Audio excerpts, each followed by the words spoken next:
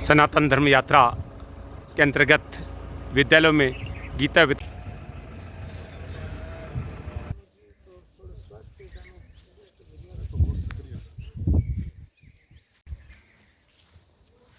बात कर रहे थे, उस बात को ही मैं आगे बढ़ाता हूँ।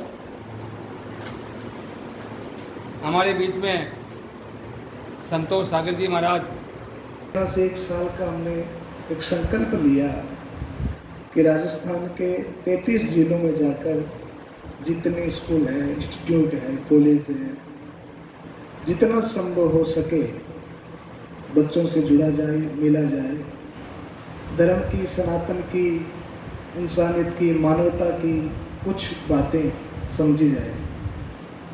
और इसी उद्देश्य को लेकर आदरणीय रामकिशोर जी तिवारी जी, हमारे गिरिराज जी, हमारे शिव प्रकाश जी तिवारी जी, हम सब आपके सामने आए हैं।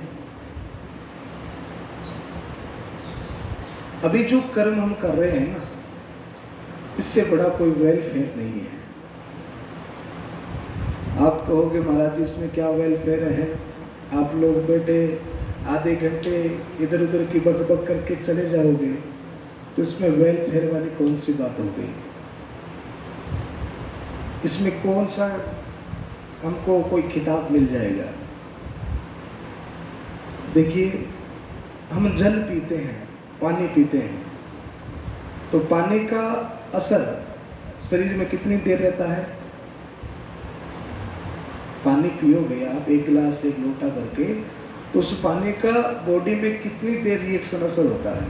2 घंटे, 3 घंटे या पूरा दिन? पर पूरा दिन निकलने के बाद में पानी दोबारा से चाहिए होगा। जब भोजन अगर कर लिया जाए तो भोजन का रिएक्शन कितनी देर रहता है? भोजन का असर कितनी देर रहेगा? 1 दिन, 2 दिन, 3 दिन, चौथे दिन फिर अपने को भोजन चाहिए होगा। पर ये जो कर्म हम कर रहे हैं, ये वेलफेयर इसलिए है कि बाबूलाल जी ने कुछ बातें कही, रामकिशोर जी ने कुछ बातें कही, थोड़ी देर में भी बक करूंगा, और इन सारी बातों में से एक भी कोई धर्म की बात, कोई सत्य की बात या कोई जीवन उपयोगी बात, एक बात भी अगर हमारे जीवन में टच हो गई, हमारे जीवन में उतर गई, तो उसका असर कब तक रहेगा? बोलो ना, जीवन भर। यानी इस सदुपदेश से बड़ा, इन बातों से बड़ी कोई औषधि नहीं है, इससे बड़ी कोई दवाई नहीं है। एक कोई सुंदर विचार कहीं से भी हमारे अंदर आ गया तो वह एक विचार हमारे जीवन में बहुत बड़ी क्रांति ला सकता है। मात्र एक विचार। गोस्वामी जी, तुलसीदास जी का नाम सुना है? महर्षि वाल्मीकि जी का नाम सुना है? इन सब का जीवन परिवर्तन हुआ मात्र एक बात से, एक बात से, दूसरी बात नहीं, एक बात से इनका जीवन पूरा परिवर्तन हो गया। तो एक विचार किसी सदपुरुष से, किसी महापुरुष से, किसी धर्म ग्रंथ से हमारे अंदर आ जाए तो उस एक विचार से बहुत बड़ी क्रांति हमारे अंदर में घटित हो सकती है। जरूरत है हमें उन सद्विचारों की। देखो ना, आज समय है सोशल मीडिया का, आज समय है भौतिकवाद का। मैं अक्सर कहता हूं कि आज के जो बच्चे हैं वो डायमंड है, हीरा है। डायमंड है, हीरा है, कैसे है? देखिए, आज से 50 साल पहले, 100 साल पहले शिक्षा पद्धति थी। आजकल हमारे पास में किताबें हैं, लिखने के लिए पेन है, और भी मेमोरी में बातें रखने के लिए बहुत सारी चीजें हैं। कोई चीज पता नहीं है तो तुरंत गूगल करो, व्हाट्सएप पे किसी से पूछो, या फिर आप यूट्यूब पर जाओ, तो जो भी क्वेश्चन होगा उसका तुरंत आपको जवाब मिल जाता है। पर क्या आज से 50 साल पहले, 100 साल पहले ऐसी व्यवस्था थी? 100 साल पहले जो विद्यार्थी थे, पढ़ने लिखने में होशियार थे, आपको पता है 100 साल पहले की जो विद्या थी उसमें लगभग रटन विद्या ज्यादा थी। आजकल तो हम लिखते हैं, फिर पढ़ते हैं, फिर उसको याद करते हैं, पर पहले रटन विद्या समझते हो ना, नहीं थी। एजुकेशन के इतने हाई प्रोफाइल सिस्टम नहीं थे, तो फिर बच्चे कैसे पढ़ते थे, कैसे मेमोरी पावर उसका इतना सुंदर होता था। रटन विद्या थी। गुरुजी ने एक बार बोर्ड पे कोई चीज समझा दी, एक बार मुख से बोल दिया, और बच्चे बिना लिखे केवल एक बार बोली गई उस बात को रट करके याद कर लेते थे। ऐसा उनका मेमोरी पावर था। पर मैं कहता हूं आज के बच्चों के पास उससे भी ज्यादा मेमोरी है। कैसे? देखो, पहले न मोबाइल था, न टेलीविजन था, न वीडियो गेम थे, न ही खेल कूद के, यानी कि अपने मन को आकर्षित करने वाले कोई और वस्तुएं नहीं थी। तो केवल एक ही केंद्र था कि पढ़ाई करनी है। शारीरिक परिश्रम भी खूब होता था, खेल कूद। आजकल तो सारा खेल मोबाइल में ही हो गया। हम इसलिए होता है कि बॉडी को जो चाहिए वो हम उसको दे नहीं रहे हैं। बॉडी को क्या चाहिए? बोले खाना पीना तो बाद में चाहिए, बॉडी को पहले चाहिए परिश्रम। तुम जितनी मेहनत करोगे, शारीरिक परिश्रम जितना करोगे, तुम्हारी हेल्थ, आपकी बॉडी और आपका मेमोरी पावर उतना ही पावरफुल होगा। तो पहले के लोगों के पास दो काम थे, एक तो शरीर से परिश्रम करते, और दूसरा कोई उनके पास आकर्षण नहीं था, केवल पढ़ाई थी, घर का काम था, बस यही उनका जीवन था। या फिर जो शारीरिक परिश्रम वाले खेल हैं वो होते थे। महाराज जी अब ये कहते हैं जी, परिश्रम नहीं हो बाकी सब कुछ करो। ये दुखद बात है। अब सुनिए, आज के बच्चे डायमंड क्यों हैं? आप लोग हीरा क्यों हैं? आज तो इतना भौतिकवाद है, इतना आकर्षण है। जिस बच्चे के पास में टेलीविजन का साधन है और जिस बच्चे के पास में मोबाइल है, ये मन को खींचने वाला होता है। पढ़ाई में 2 घंटे बैठेंगे, 1 घंटे बैठेंगे, आधे घंटे बैठेंगे, बोर हो जाएंगे। पर मोबाइल 6 घंटे भी लेकर बैठेंगे ना तो बोर नहीं होते हैं। होते हैं कि मोबाइल से बोर? बोलो ना, नहीं होते ना। 6 घंटे उसमें लगा देंगे, पर पढ़ाई 15 मिनट, आधे घंटे में भी बोर हो जाते हैं। तो इतनी वो आकर्षण करने वाली चीज है, मोबाइल है, इतनी टेक्नोलॉजी बढ़ रही है, इतने आकर्षण बढ़ रहे हैं, और इस आकर्षण में भी जो अपने मन को संयमित करके 99, 95, 88, 75 मार्क्स जो लाते हैं, नंबर लाते हैं, तो मैं उनको डायमंड ही कहता हूं कि ऐसी भौतिकवाद में, ऐसे आकर्षण में भी वो अपने मन को संयमित करके इतने नंबर, इतनी अच्छी एजुकेशन में वो फर्स्ट आ रहे हैं। तो मेरे हिसाब से उस पिछली वाली जनरेशन से अभी जो जनरेशन है वो बहुत अच्छी है,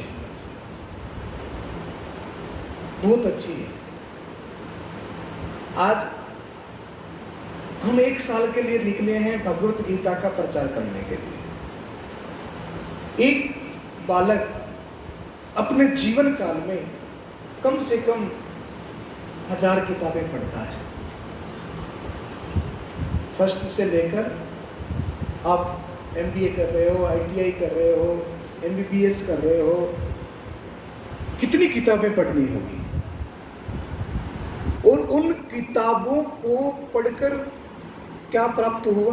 बोले महाराज ज्ञान प्राप्त हुआ, हमारी बुद्धि बड़ी तीव्र हो गई, हमें बहुत ज्ञान हो गया, हमारी बुद्धि बड़ी जबरदस्त हो गई। इसे कहते हैं बुद्धिबल। अब इस बुद्धिबल के साथ में एक बल और होता है जिसे हम कहते हैं मनोबल। ये मनोबल क्या होता है और ये मनोबल कैसे प्राप्त होगा? आप अभी देख रहे होंगे, इन 2, 3, 4 सालों में तो खूब हमने भी देखा, आपने भी पढ़ा होगा, हाई प्रोफाइल लोग, फुल एजुकेटेड, पैसा भी है, नाम भी है, ख्याति भी है, प्रसिद्धि भी है। ऐसे मैं आपको 100 उदाहरण दे सकता हूं। इतने हाई प्रोफाइल जिनके पास नाम, पद, पैसा सब है, फिर भी उन्होंने सुसाइड किया, आत्महत्या की। कई लोगों को देखा होगा, अभी भी शायद अभी एक कोई डॉक्टर की ऐसी कुछ घटना घटी थी 2, 4, 5 दिन पहले। तो जीवन में ऐसा कोई व्यक्ति नहीं होगा जिसके जीवन में चुनौतियां नहीं है। हर व्यक्ति के जीवन में अपने अपने हिसाब से कुछ न कुछ प्रकार की चुनौती होती है। पर मैं आपसे पूछना चाहता हूं, क्या उन चुनौतियों से डर करके, हार करके आत्महत्या कर लेना, सुसाइड कर लेना, घबरा जाना सही है क्या? बोलो ना। तो यह घबराहट कैसे खत्म हो? हमारा आत्मविश्वास, हमारा मनोबल, बुद्धिबल तो हमारे पास है, खूब किताबें पढ़े हैं।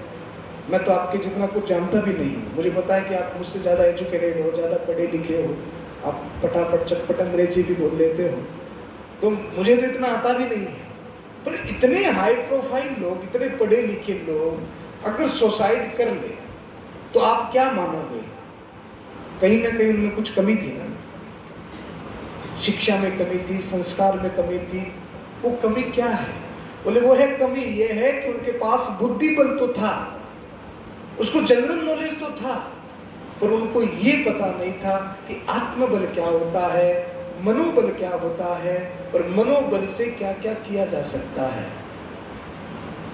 एक आदमी ने अपने मनोबल से भारत को धर्मगुरु के पद पर रख दिया। नाम था विवेकानंद। पूरे विश्व में प्रथम श्रेणी में भारत को रख दिया। एक आदमी ने पूरे सनातन धर्म में वेद का प्रचार करके घर घर तक वेद पहुंचा दिए, 4 पीठ का निर्माण कर दिया। नाम था शंकराचार्य। एक आदमी ने तो पहाड़ को खोद करके रास्ता बना दिया अकेले ने। नाम क्या था? क्या? दशरथ मांझी। तो ये काम कैसे होता है? किस चीज से होता है? मनोबल से होता है। जहां पर यह बात आ गई कि मैं ये नहीं कर सकता, जिसकी डिक्शनरी में असंभव जैसा नाम हो, वह अपने लक्ष्य को प्राप्त नहीं कर सकते।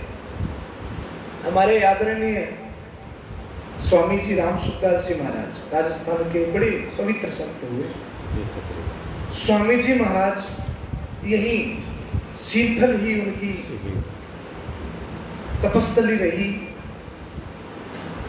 तो स्वामी जी महाराज ने अक्सर एक बात कही कि आदमी का लक्ष्य सुंदर होना चाहिए, बड़ा होना चाहिए। लक्ष्य, मोटिव जो है वो सुंदर हो और बड़ा हो।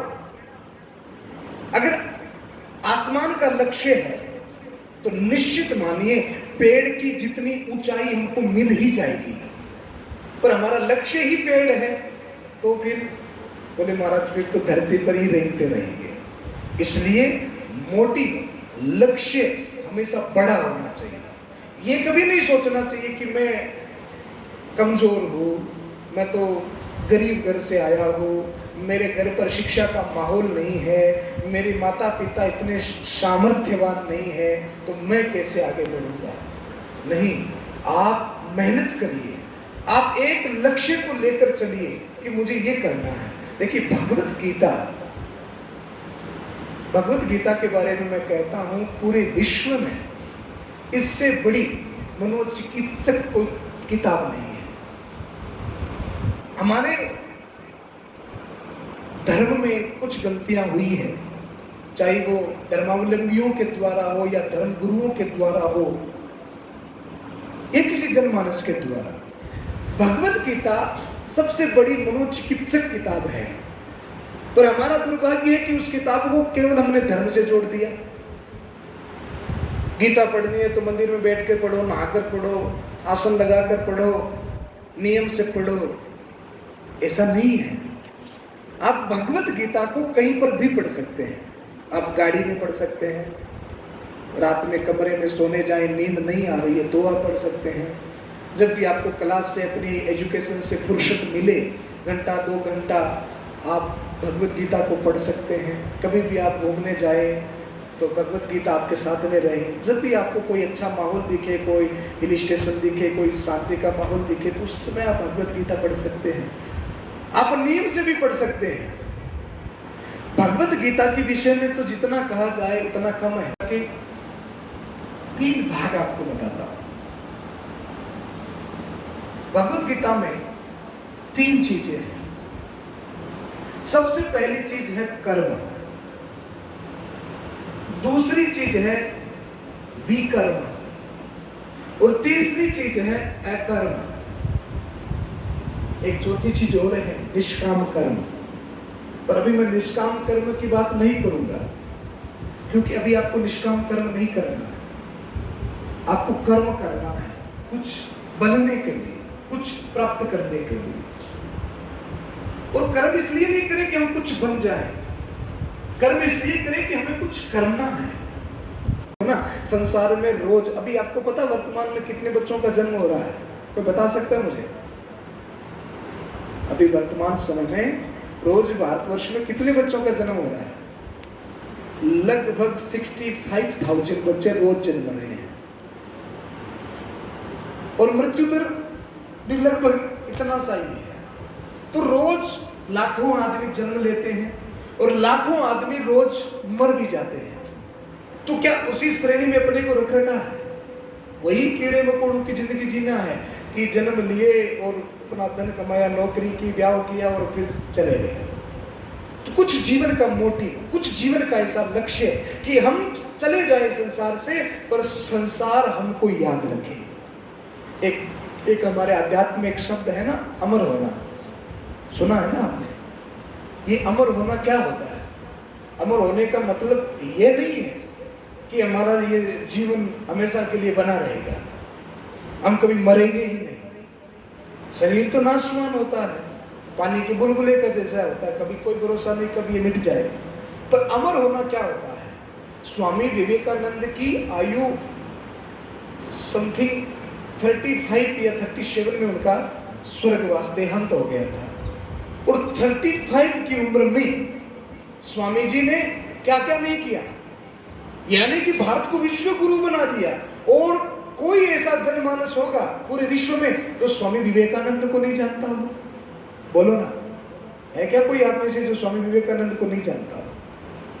तो 35 की उम्र में जिस व्यक्ति ने इतना शौर्य, इतना नाम कमा लिया हो, तो इससे अपने को एक बात सीखने को मिलती है कि कुछ भी करने के लिए उम्र का कोई मायना नहीं होता, उम्र का कोई दायरा नहीं होता।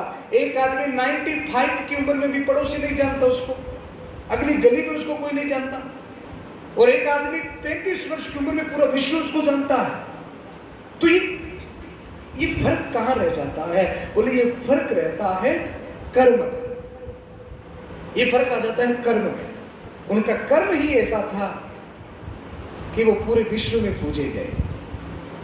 मैं अक्सर कहता हूं 35 इयर्स की उम्र में हर युवा के पास में धर्म होना चाहिए, ज्ञान होना चाहिए, पैसा होना चाहिए और पद होना चाहिए। और 35 वर्ष की उम्र में इतना सब कुछ तुमने अगर अर्जित कर लिया तो मैं आपको गारंटी देता हूं अगले 65 वर्ष आपके बिल्कुल सुखद होंगे, कोई टेंशन नहीं होगी। पर ये 35 वर्ष गोल्डन पीरियड है, सुनहरा समय है। और इस समय को अपन ने गंवा दिया मोबाइल में, बातों में, इधर उधर की हताई में, व्यसन में।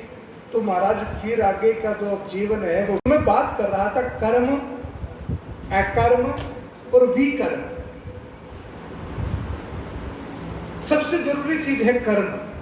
जैसे अभी कोई आदमी कहे कि मैं चैरिटी करता हूं, तो चैरिटी करना कर्म है, पर इसका मतलब नहीं कि वो समुचित कर्म है। कर्म के अंग है। जीवन पर्यंत आदमी कर्म करता रहे और उस कर्म के आगे एक शब्द जोड़ दिया जाए, सत्कर्म। कर्म तो करना है, पर वो कर्म करना है कि उस कर्म के पीछे का जो हमारा मोटिव है वो मोटिव ईमानदारी का होना चाहिए। उस कर्म के पीछे का जो मोटिव है वो मोटिव हमारा सुंदर होना चाहिए।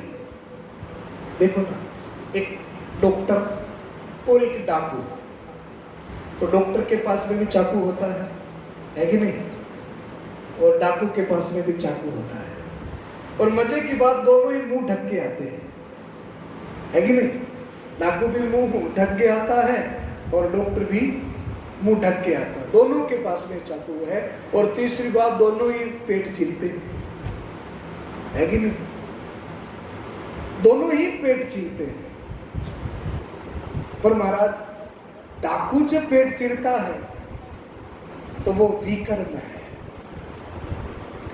और डॉक्टर जो पेट चीरता है वो कर्म है। डाकू ने पेट चीरा, मुंह ढका, वो मुंह कभी जीवन में किसी को दिखा भी नहीं सकता। पुलिस से भी डर रहता है, मरने का भी डर रहता है। विकर्म में यही होता है।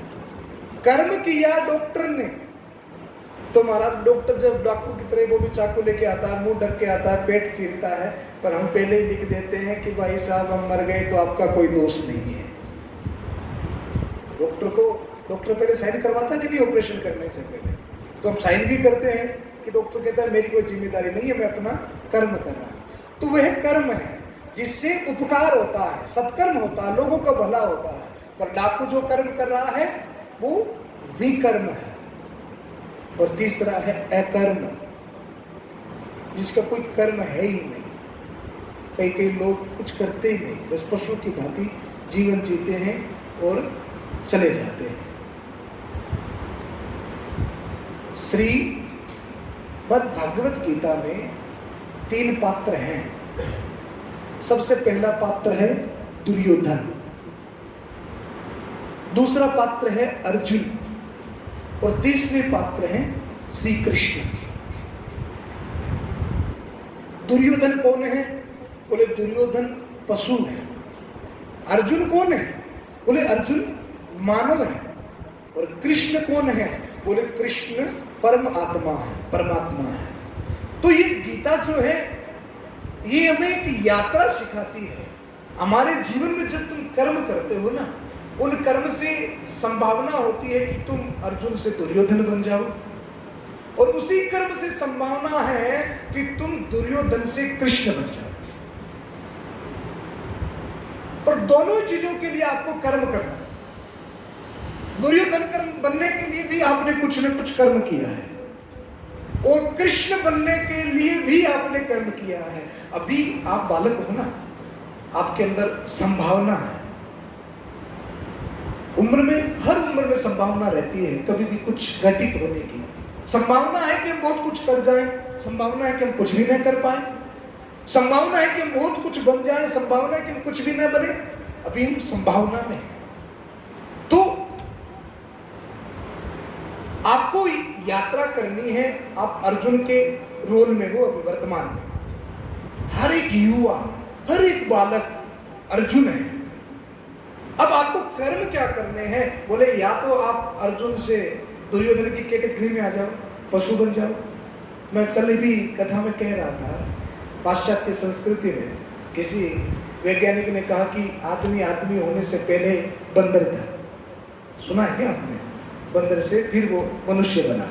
हालांकि हमारी सनातन संस्कृति ऐसा नहीं कहती। हम तो ऋषियों की संतान हैं, हम तो परंपरागत ईश्वर की संतान हैं। अभी हमारे रामकिशोर जी ने सुना है ना, ईश्वर अंश जीव अविनाशी। हम तो उसके अंश हैं, हम कोई बंदर की संतान नहीं है। तो समझने में फेर हुआ। उस व्यक्ति ने कहा कि आदमी बंदर से इंसान बना। मतलब क्या था? कोई आदमी अगर गलत काम करता है, बुरा आचरण जिसका होता है, बुद्धि नहीं होती, तो हम लोग क्या कहता है? ये तो पशु है। कहते हैं कि नहीं कहते? बोले ये तो बना बनाया बंदर है, बना बनाया पशु है। यानी कि जिस व्यक्ति के अंदर ज्ञान की कमी है, ज्ञान जिसने अर्जित नहीं किया, वो पशु की भांति है। अरे एक व्यक्ति ऐसा है जिसके हाथ से किसी का अपराध हो जाए, किसी का दिल दुख जाए, किसी को हम अपनी वाणी से कुछ बुरा कहते हैं, तो हमें तकलीफ होती है कि यार हमने गलती कर दी, हमको ऐसा नहीं कहना चाहिए था। तो हमें तकलीफ होती है। और एक आदमी ऐसा भी है जो किसी की हत्या करके भी मुस्कुराता है। वो जेल में बैठा है तो भी उसको कोई पश्चाताप नहीं, कोई पछतावा नहीं है। तो दोनों ही दिखने में मनुष्य, और दोनों की भावनाओं में, विचारों में, कृत्य में कितना अंतर है। इतना बड़ा अपराध करके भी वो मुस्कुरा रहा है। मतलब क्या है? अभी उसके अंदर मानवता का बीज नहीं फूटा है। अभी वो मानव बना, दिखने में वो मानव जैसा है, 2 हाथ पांव नाक कान वाला है, पर वो मानव बना नहीं है। वो पशु का पशु ही है। तो मानव का मतलब ये नहीं कि हमको ये शरीर मिल गया तो हम मानव बन गए। हम मानव कब बनते हैं? जब मानवता का बीज हमारे अंदर फूटता है। जब हम उपकार की बात करते हैं, लोक कल्याण की बात करते हैं, हम धर्म की बात करते हैं, तो आपका कर्म सुदृढ़ कब होता है? जब आपके जीवन में धर्म होता है। महाभारत का जब युद्ध हो रहा था तब दुर्योधन और अर्जुन दोनों ही भगवान के पास गए। तो कहते हैं कि उस समय कृष्ण शयन कर रहे थे। तो दुर्योधन जो है वो अहंकारी था, मिजाजी था, भगवान के सर के पीछे जाकर बैठ गया। कथा जानते हैं ना। और अर्जुन ने क्या किया? अर्जुन सामने आके खड़ा हो गया। अब जब भगवान ने आंखें खोली तो सामने किसे देखा? अर्जुन को। तो भगवान ने अर्जुन से कहा, अर्जुन तुम मांगो, तुम्हें किस लिए आए, क्या चाहिए? तो अर्जुन कहने लगा, प्रभु मैं तो आया हूं पर पीछे दुर्योधन भी बैठा है। भगवान ने दुर्योधन को देखा तो दुर्योधन ने कहा, प्रभु मैं पहले आया था तो पहले तो मैं मांगूंगा। भगवान ने कहा कि देखो दुर्योधन, मैंने तो पहले अर्जुन को देखा है, तो मेरे लिए तो पहले ये आया है, अर्जुन आया, तो मैं तो इसको पहले दूंगा। पर अर्जुन भगवान का प्रिय है। वो भगवान का प्रिय इसलिए है कि अर्जुन बहुत उदार है, बहुत उदार है। तो अर्जुन ने भगवान से कहा, प्रभु आप पहले दुर्योधन की बात को सुनिए, मेरी बात आप बाद में सुन लेंगे, कोई नहीं। दुर्योधन से कहा कि तुम मांगो, क्या चाहिए? तो दुर्योधन ने कहा कि नारायण, मुझे तो आपकी जो बड़ी भारी सेना है, बहुत बड़ी अक्षौणी सेना, ये सेना मेरे को चाहिए, जिसमें लाखों हाथी घोड़े सैनिक, ये मेरे को चाहिए। अर्जुन से कहा, अर्जुन तुम? बोले, प्रभु मुझे तो आप चाहिए। अर्जुन ने भगवान का संग किया। भगवान का संग करना यानी कि धर्म का संग करना। अर्जुन ने धर्म का संग किया। युद्ध प्रारंभ हुआ। अर्जुन के मन में धर्म आदमी जब करता है ना, शिक्षा अर्जित आदमी करता है, तो कहीं ना कहीं अहंकार मन में आ जाता है कि मैं इतना एजुकेटेड हूँ, या मेरे साथ में ये लोग हैं, मैंने ये प्राप्त किया है। थोड़ा सा अर्जुन को भी हुआ। तो अर्जुन ने भगवान से कहा कि अर्जुन प्रभु आप चलिए, मुझे देखना है उस कुरुक्षेत्र में कि कौन कौन मेरे सामने युद्ध का मन बनाकर सामने खड़े हुए हैं। तो भगवान लेकर गए रण क्षेत्र में। द्रोणाचार्य, कृपाचार्य, भीष्म पितामह, बड़े बड़े योद्धा सामने खड़े थे। और उन योद्धाओं को देख करके अर्जुन कांपने लगा, गांडीव को छोड़ दिया, हार मान ली, पहले ही डर गया अर्जुन। उस समय श्री कृष्ण ने अर्जुन को भगवत गीता का ज्ञान दिया। देखो पंखे चल रहे हैं, ठंडा हो रहा है, माइक लगा हुआ है, तो भी ज्ञान देना बहुत सरल है। पर जहां पर तलवार चल रही हो, चक्र चल रहा हो, हाहाकार मचा हुआ हो, जान पर बन आई हो, तो उस समय ज्ञान देना और ज्ञान सुनना कितना कठिन होता है। तो उस समय ज्ञान देने वाले कृष्ण और सुनने वाले अर्जुन। तो संसार में इससे बड़ा दिव्य कोई दूसरा संवाद नहीं है। भगवत गीता ऐसा संवाद है जिसमें जीवन उपयोगी, आपके मन में जितने संशय हैं, जितने मैनेजमेंट के कोर्स आपको जिस यूनिवर्सिटी में जाकर आपको पढ़ना है, जितने राजनीति के कोर्स हैं जिस जहां आपको पढ़ना है, वो संसार में जितनी प्रकार की बातें, उन सारी बातों का किसी नियम बातें गीता के श्लोकों में छुपी हुई है। तो मैं हर एक बालक से, हर एक व्यक्ति से यह निवेदन करता हूं कि भगवत गीता पढ़ें, अपने धर्म के लिए जिए, क्योंकि हमारे शास्त्र कहते हैं धर्मो रक्षति रक्षिता है। अभी जैसे रामकिशोर जी ने कहा ना, कितने वर्षों तक हिंदुस्तान में मुगलों ने राज किया, कितने वर्षों तक हिंदुस्तान में अंग्रेजों ने राज किया? 200 वर्ष तक अंतिम राज अंग्रेजों का रहा। और इतना हजारों वर्षों तक जिस संस्कृति पे आकर दूसरी संस्कृति ने राज किया हो, तो निश्चित वो बिखर जानी चाहिए, टूट जानी चाहिए। पर हमारी संस्कृति बिखरी नहीं। इतना अत्याचार, इतना दुष्प्रभाव होने के बाद में भी मुझे गर्व है कि सनातन संस्कृति बिखरी नहीं, निखरी। ये संस्कृति बिखरी नहीं, अपितु निखर गई है और बिखर भी नहीं सकती। जिस राष्ट्र के पास में, जिस देश के पास में आप जैसा यूथ हो, युवा हो। भारतवर्ष का सबसे बड़ा मनोबल अभी वर्तमान में क्या पता है? भारत में सबसे ज्यादा युवा है। और इस भारत का अगर आने वाला कोई भविष्य है, आपको पता है आपके गुरुदेव बाबूलाल जी मोहता जी गौशाला चलाते हैं। गाय हमारे धर्म का क्या है? शिखर है। गाय धर्म की ध्वजा है। गाय हमारे धर्म का मूल है।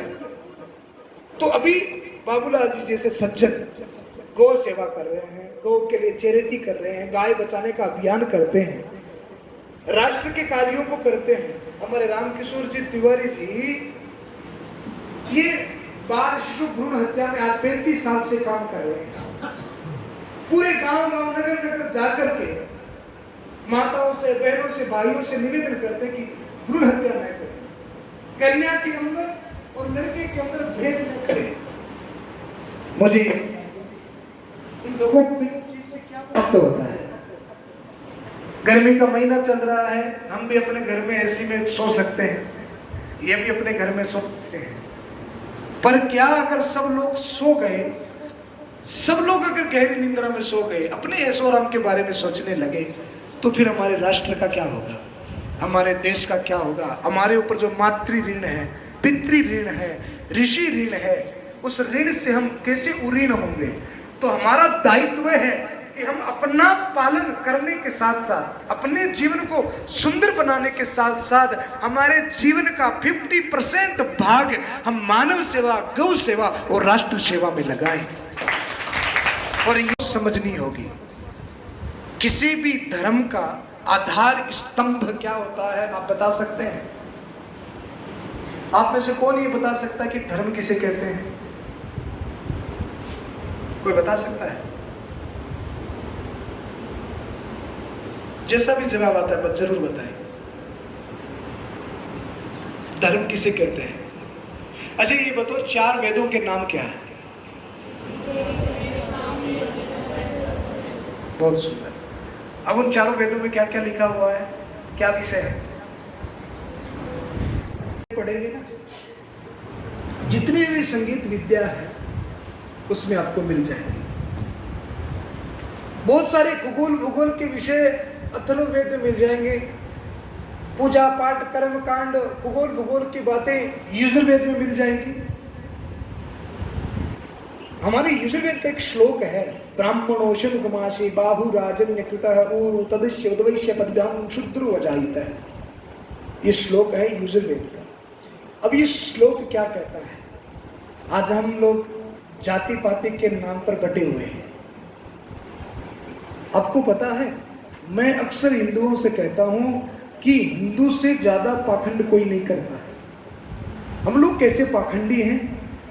अगर कोई, मैं तो ऐसे शब्द भी यूज नहीं करता, अगर कोई एक ऐसे वर्ण का व्यक्ति जिसको हम अगर नीची जाति का कहें या किसी को ऊंची जाति का कहें, एक ऐसा जाति सूचक शब्द किसी के लिए लगा हो तो हम उसमें फर्क कर देते हैं। कोई अगर आदमी छोटी जाति से है और वह गरीब है, कमजोर है, तो हम उससे छुआछूत करते हैं। और वही आदमी अगर कोई बड़े मंत्री पद पर है, कैबिनेट में बैठने वाला है वह भी उसी जाति का, पर महाराज उसके हाथ से हम लड्डू भी खा लेंगे।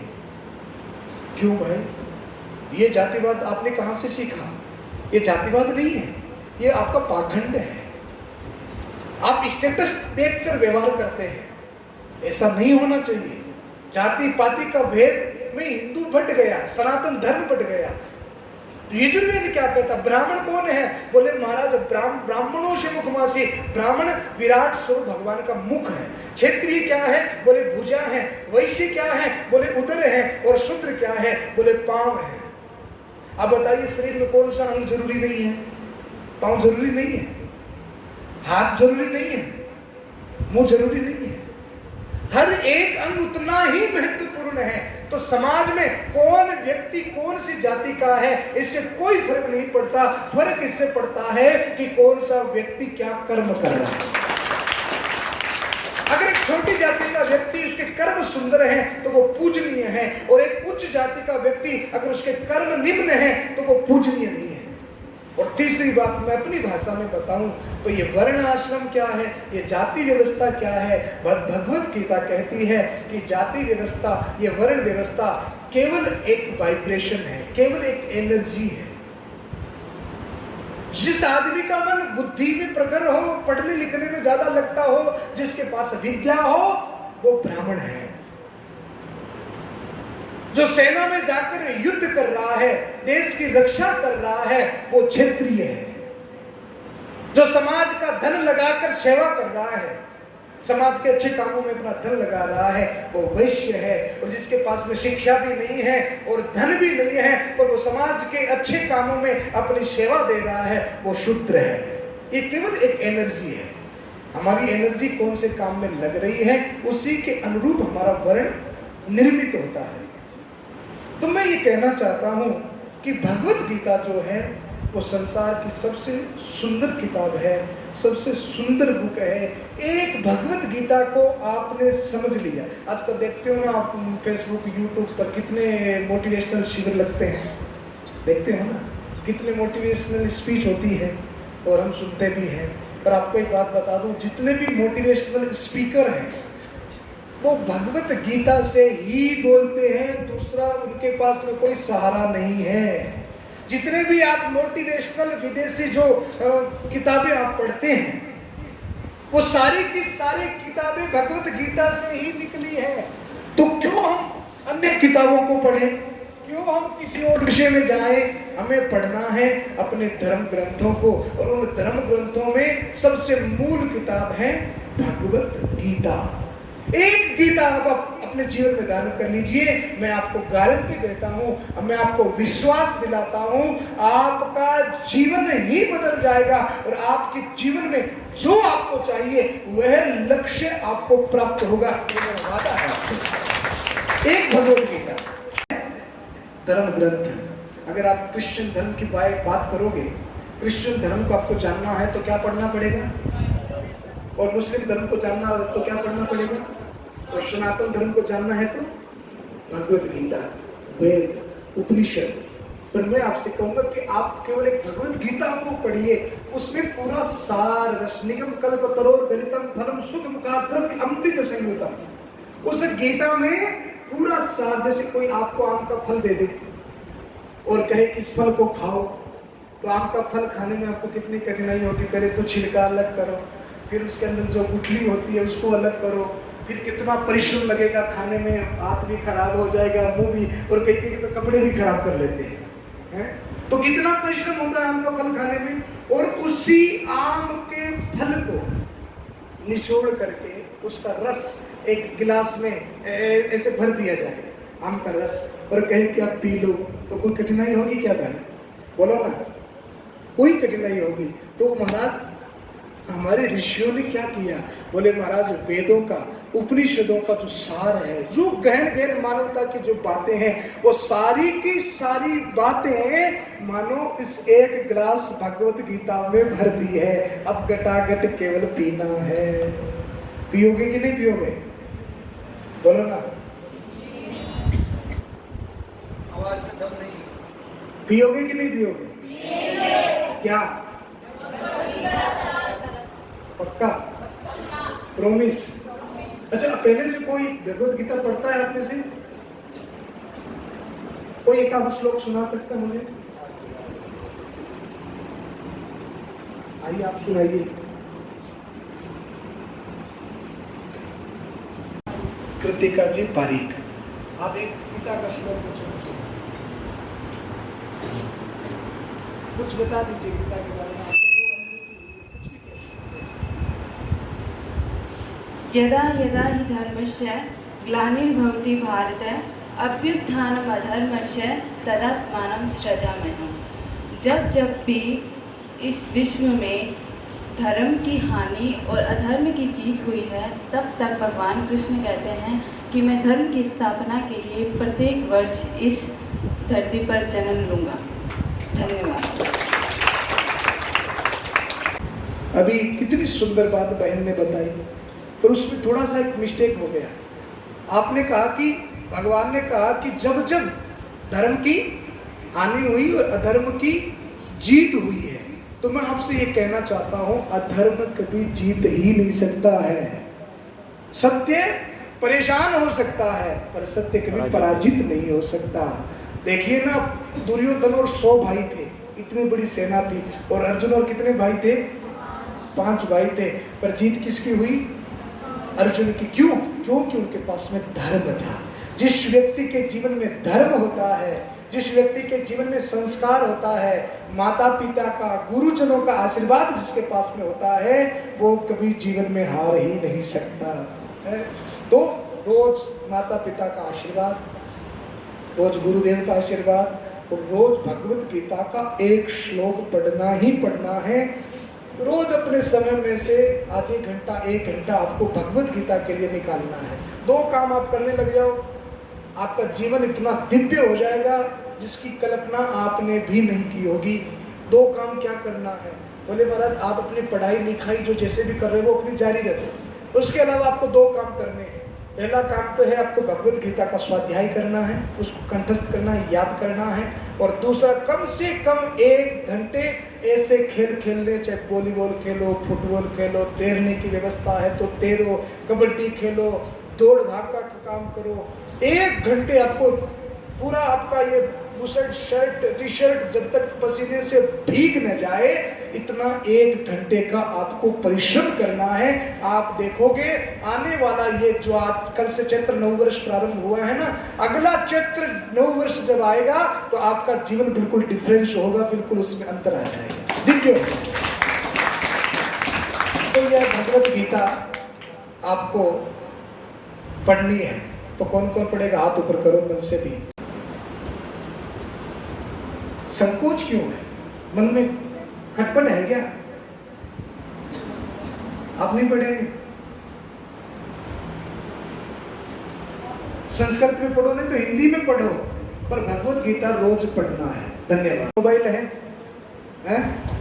तो ये वीडियो मैं आपका YouTube पे अपलोड करूंगा। आप मेरे वो YouTube चैनल को सब्सक्राइब करके इसको आगे से आगे शेयर करेंगे ना? भाई इतना मैंने किया तो कुछ तो मेरे को चाहिए कि नहीं चाहिए, है ना? इसको आप सब जगह करेंगे। और आपने संकल्प लिया है गीता पढ़ने का। अब एक संकल्प, अब मैं इतनी देर आपको स्पीच दी है तो मुझे कुछ दक्षिणा दोगे कि नहीं दोगे?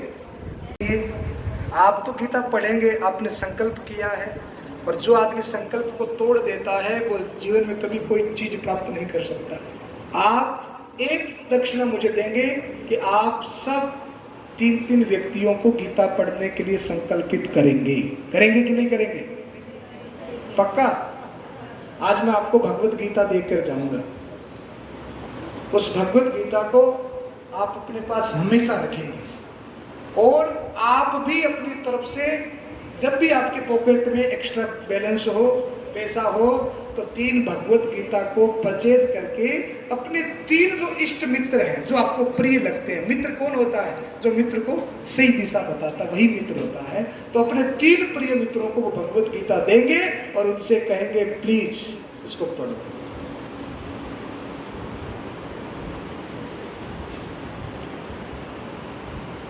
इससे सुंदर कोई बुक नहीं है।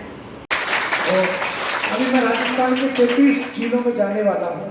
आप बाबूला जिलों सब जिलों में हैं, तो आप फेसबुक के माध्यम से, यूट्यूब के माध्यम से सनातन धर्म यात्रा का खूब प्रचार करेंगे, ताकि हम जहाँ पर भी जाएं हमें सुविधा मिले, लोग हमसे जुड़े।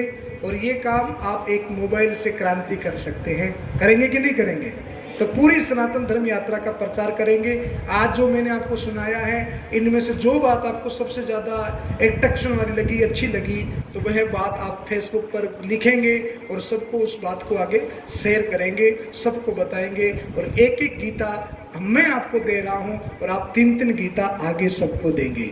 जय श्री कृष्णा, जय श्री राधे।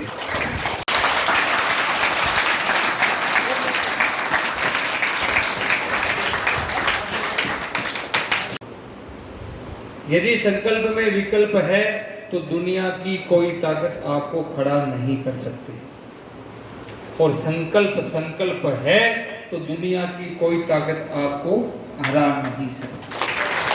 संस्कृत का ठीक से उच्चारण नहीं होता, लेकिन मैं संस्कृत के साथ साथ इसका हिंदी अनुवाद पढ़ता हूँ, तो मेरे को ऐसा लगता है कि दुनिया में यदि इस चीज को जिसने पी लिया, अभी महाराज जी बता रहे थे ना, जब आम की बात आई, आम रस की बात आई तो सबका मुंह टपकने लग गया था, है? तो ये जैसे ही मुंह में जाएगी और शरीर के भीतर उतरेगी तो ऐसा लगेगा कि हम जीवन को बड़े सुंदर ढंग से जी सकते हैं। सुंदर वो नहीं है जब हम यहाँ बैठे हैं, हम अच्छे कपड़े पहन के आए, हम अच्छे दिखें, ये हमारे पास में टीवी एक्टर हैं जो आपके सामने खड़े हैं, हम मुंह में कोई क्रीम लगा के आए, लिपस्टिक लगा के आए, उससे हम अच्छे बने, ये दिमाग से निकाल दो। हमारा मन सुंदर होना चाहिए, हमारी सोच सुंदर होनी चाहिए, और सोच में संकल्प होना चाहिए, विकल्प नहीं होना चाहिए। जिसकी सोच में संकल्प है, दुनिया की कोई ताकत उसको हरा नहीं सकती। सभी का बहुत बहुत हृदय से आभार व्यक्त करता हूँ, और मैं चाहता हूँ जब भी इनको समय मिले इस प्रांगण में जरूर पधारें। हमारा अहोभाग्य और हमारा सौभाग्य होगा, और हमारी जो ये युवा पीढ़ी है, ये हमारा एक परिवार है, ये परिवार पूरे हिंदुस्तान में जाकर के अपनी बात को रख सके, अपने जीवन को आनंदित होकर के जी सके, ऐसी मैं इन सबसे अपेक्षा करता हूँ। एक एक लेकर हाथ करो, लगातार हाथ चलते रहो।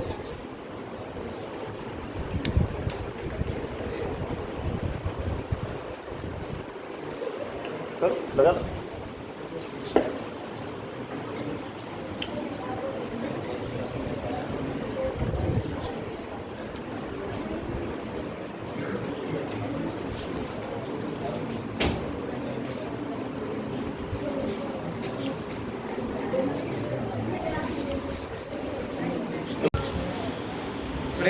इधर से निकल जाओ, इधर से आगे उस गेट से आ जाओ भीतर।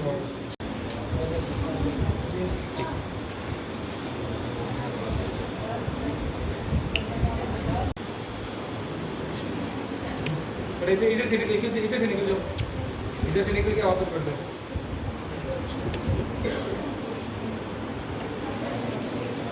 आते रहो बेटा, आते रहो, खड़े हो जाओ वहां से, अपनी जगह से खड़े होते रहो, आते रहो।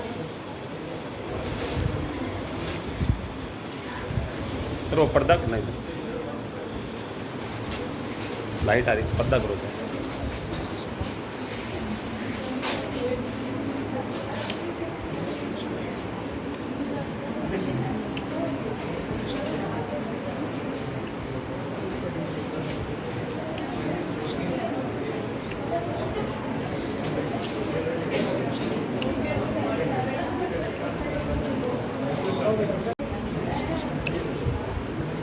इधर से निकलो,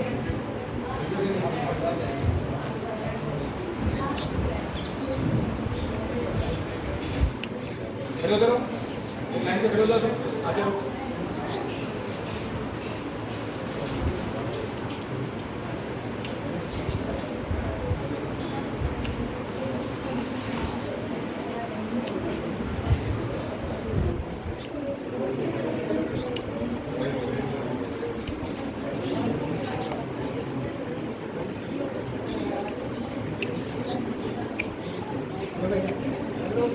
खड़े जरा,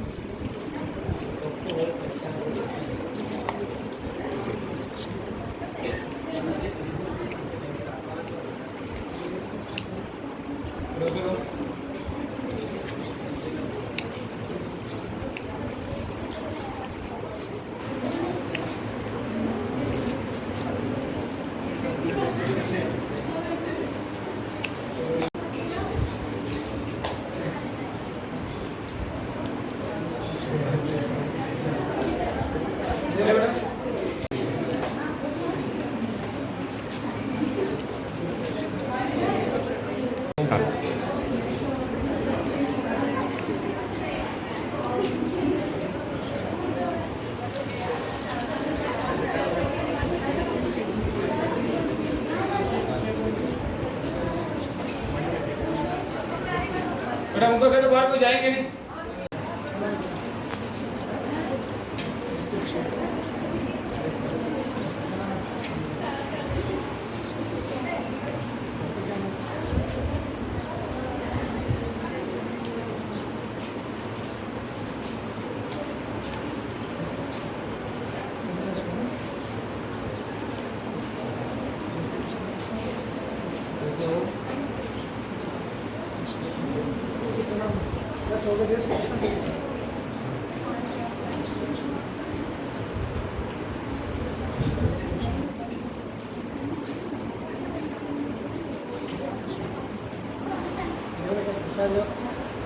रमेश ऐसा करिए क्या?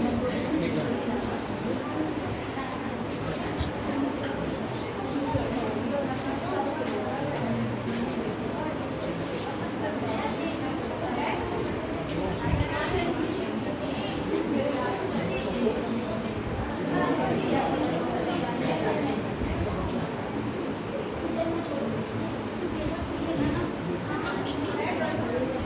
और आगे लो।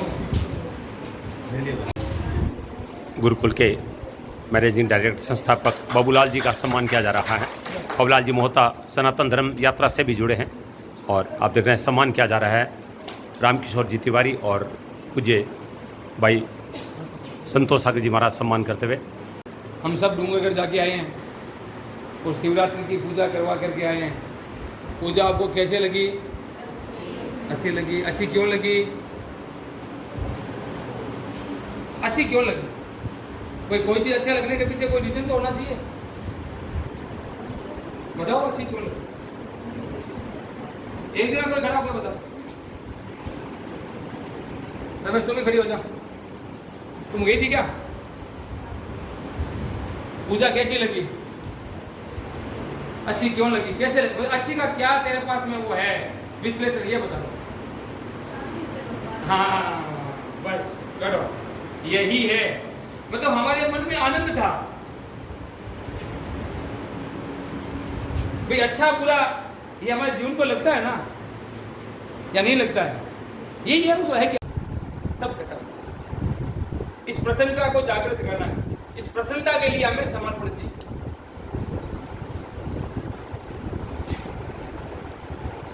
और ये समर्पण जिस दिन जागृत हो गया,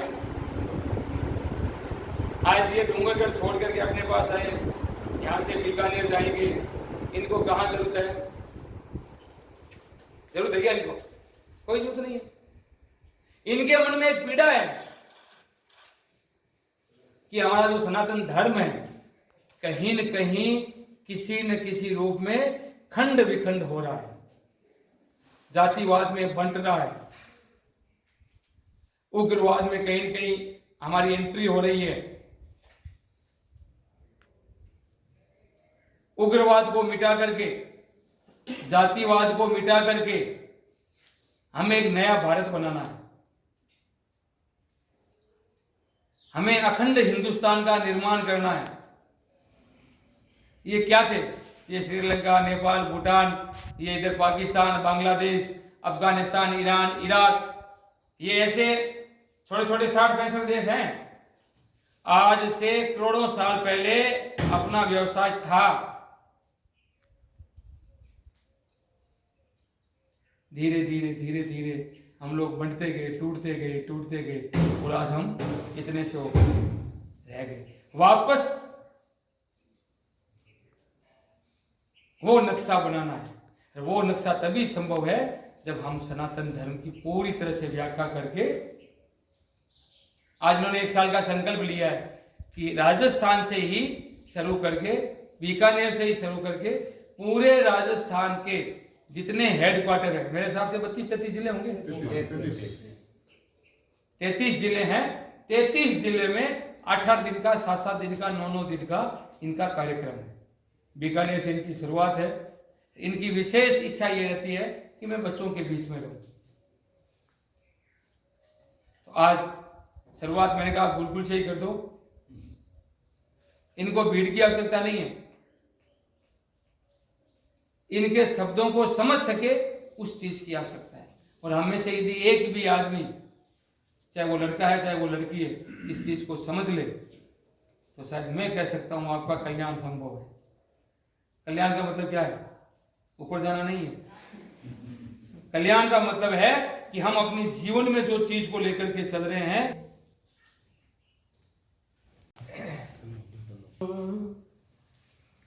कंस चाणूरमर्दनम् देवकी परमानन्दम्। 2 मिनट।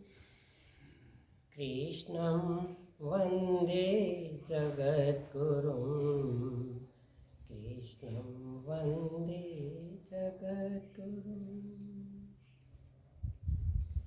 सम्मानित मंच, प्यारे प्यारे बच्चों,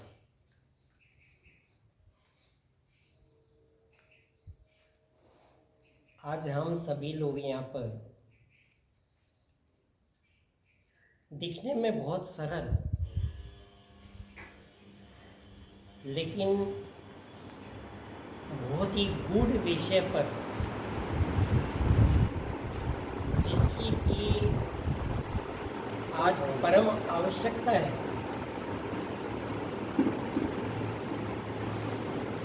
उस विषय पर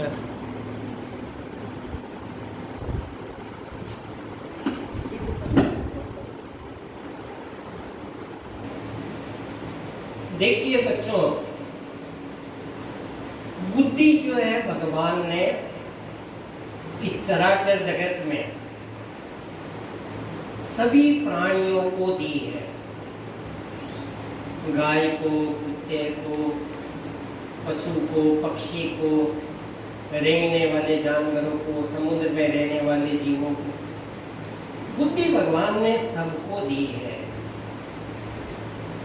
लेकिन विवेक जो है, जो बुद्धि से परे है, ऊपर है,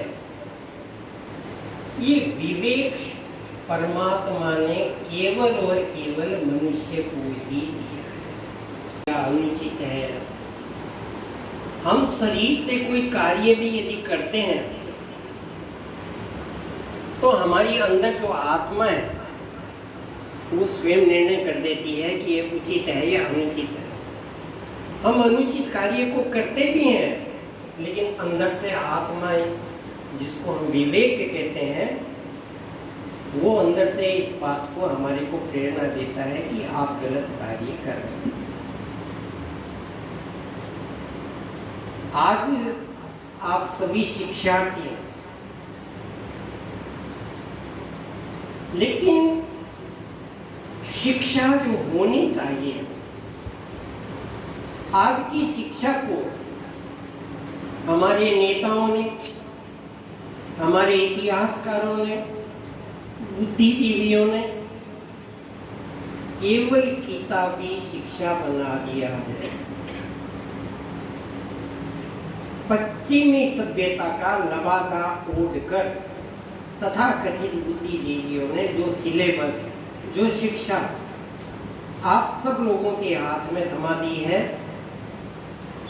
उस शिक्षा के द्वारा आप सब लोग एक मशीन की भांति, कंप्यूटर की भांति, आप सब लोगों का लक्ष्य एक ही बन गया है, मुझे ये डिग्री लेनी है, मुझे MBA करना है, मुझे IIT करना है, मुझे ITI करना है, ताकि मुझे आगे जाकर के ये नौकरी प्राप्त हो सके।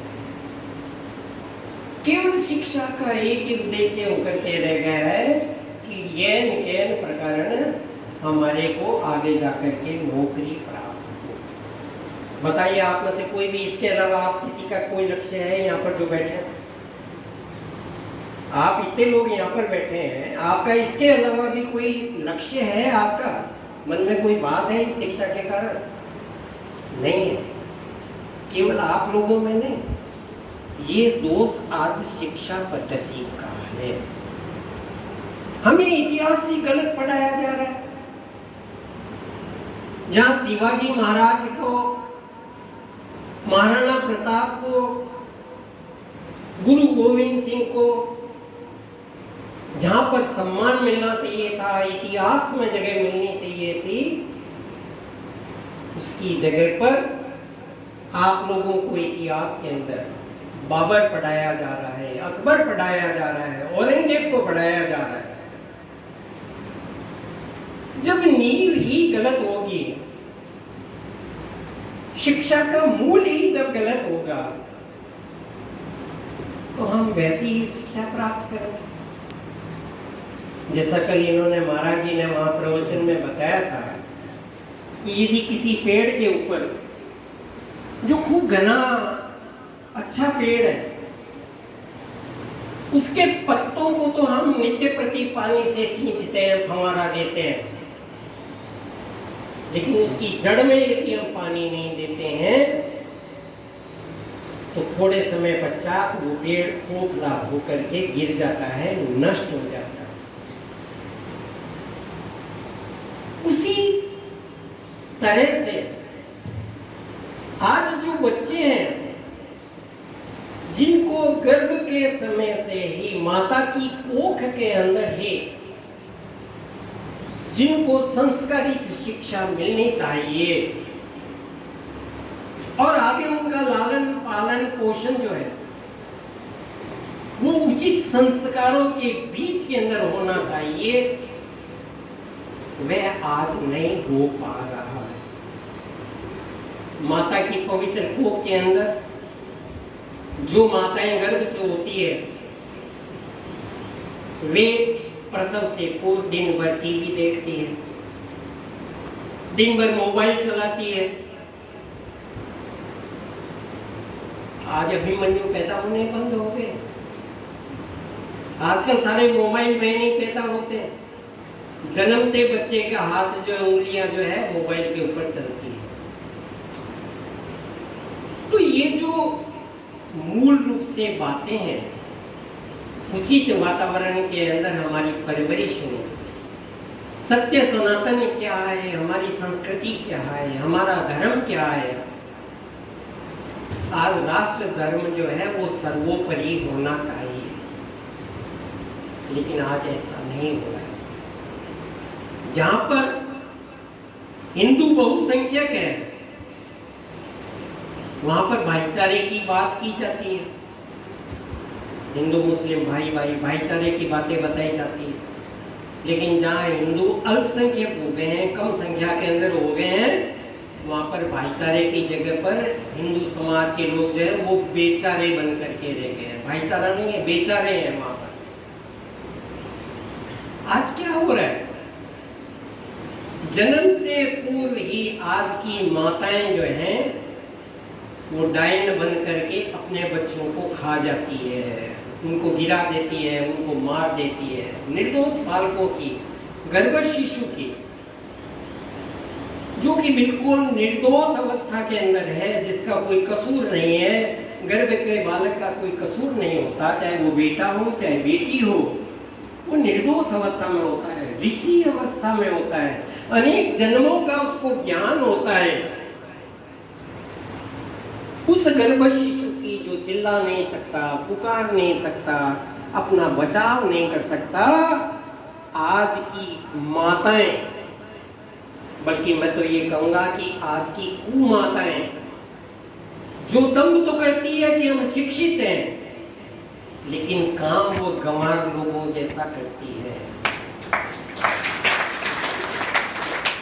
अपने लाडले को, अपने गर्भ के जीव को, ईश्वर अंश जीव अविनाशी चेतन अमल सहज सुख राशि, प्रत्येक जीव जो है परमात्मा का अंश है। हम गर्भ शिशु की हत्या नहीं करते हैं, परमात्मा के अंश की हत्या करते हैं, उस ऋषि तुल्य बालक की हत्या करते हैं।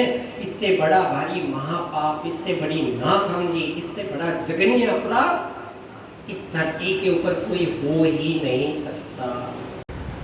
गुरुर्ब्रह्मा गुरुर्विष्णु गुरुर्देवो महेश्वरः गुरुर्साक्षात् परब्रह्म तस्मै श्री गुरवे नमः। अखण्डमण्डलाकारं व्याप्तं येन चराचरं तत्पदं दर्शितं येन तस्मै श्री गुरवे नमः। बोले श्यावर रामचंद्र भगवान की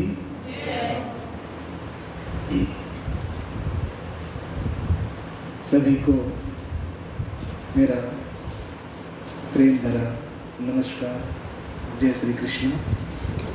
आज भगवान की महती कृपा से BL Mota learning institute Gurukul में आने का सौभाग्य प्राप्त हुआ। प्रिय बाबूलाल जी मोहता ने बड़ी सुंदर बात कही कि 2-4 महीनों से ही हमारी भेंट मुलाकात ज़्यादा बढ़ी है और एक दूसरे पर इतना अधिकार हो गया कि मन की बात कह सकते हैं। आप सब हम पहले मिल चुके हैं ना, सब मिले हैं। और सनातन धर्म यात्रा 1 साल का मन में कोई भी संकल्प विकल्प उत्पन्न होता है तो ईश्वर की प्रेरणा से ही होता है। सनातन धर्म के प्रथम पड़ाव के अंतर्गत परम पूज्य भाई संतोष सागर जी महाराज आज गुरुकुल पहुँचे हैं सींथल में, जहाँ पर बच्चों को उन्होंने प्रवचन दिया और साथ में गीता की पुस्तकें वितरित की गई और सभी आशीर्वाद ले रहे हैं। श्री बाबूलाल जी मोहता द्वारा स्थापित गुरुकुल अच्छी शिक्षा बच्चों को प्रदान कर रहा है। आज बच्चों के बीच में पूज्य भाई श्री पधारे हैं और बच्चे बहुत ही प्रसन्न नज़र आ रहे हैं। ये सनातन धर्म यात्रा जो कि पूरे 12 महीने तक चलने वाली है, जिसका शुभारंभ बीकानेर से हुआ है।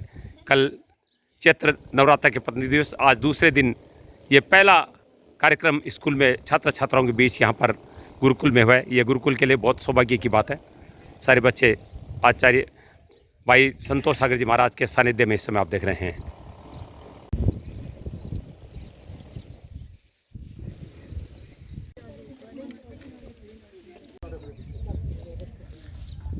सनातन धर्म यात्रा आज सिंथल के गुरुकुल पहुंची है, जहां पर छात्र छात्राओं ने, शिक्षकों ने और डायरेक्टर बाबूलाल जी मोहता ने स्वागत किया है।